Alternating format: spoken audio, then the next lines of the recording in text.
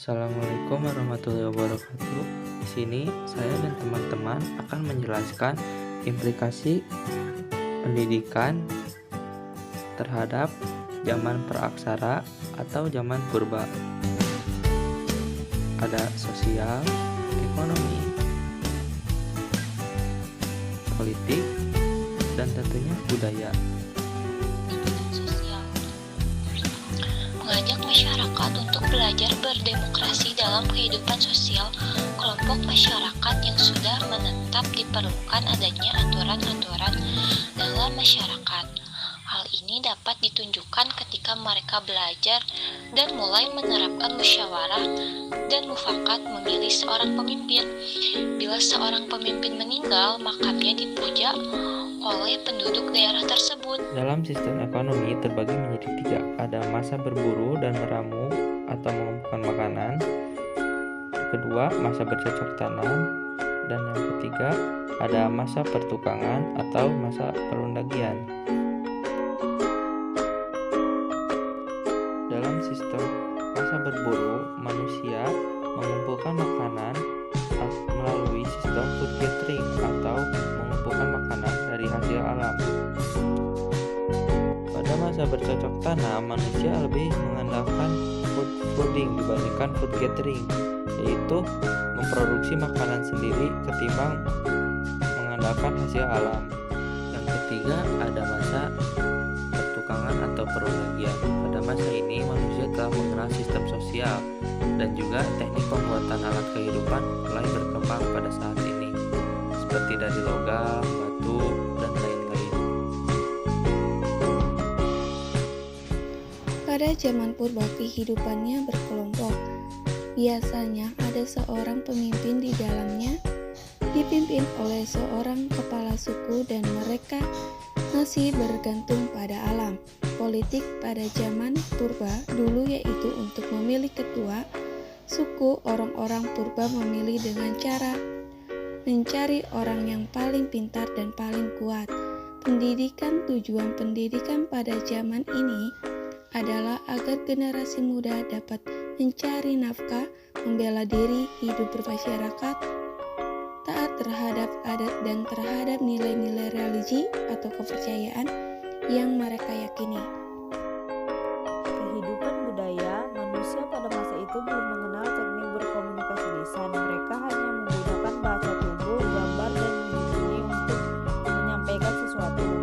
Manusia di zaman praksara belum bisa menggunakan akal pikiran dengan maksimal. Dia masih hidup dengan berpindah-pindah tempat atau istilahnya disebut dengan nomaden. Dia masih memakan makanan mentah atau food gathering.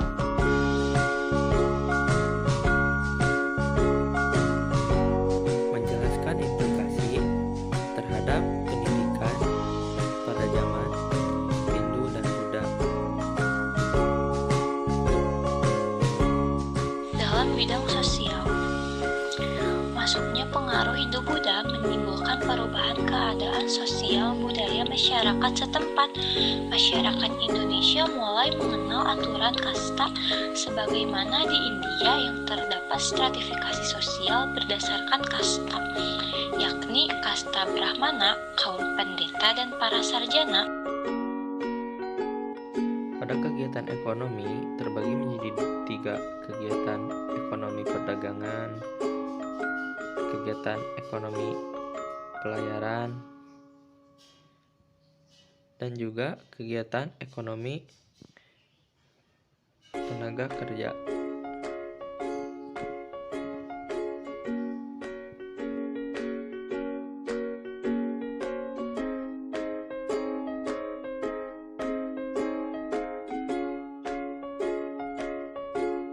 Sistem politik pada masa Hindu-Buddha yaitu kerajaan, kepala suku terbaik berhak atas tampuk kerajaan.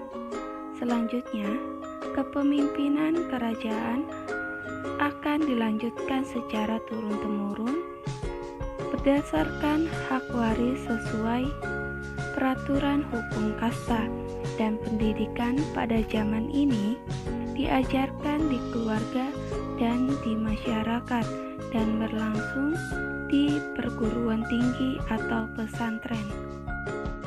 Dalam perkembangan budaya, tulisan melahirkan karya-karya sastra berupa kitab buah karya para pujangga Nusantara. Kitab ini berupa kumpulan kisah, catatan, atau laporan tentang suatu peristiwa. Kadang di dalamnya juga terdapat mitos.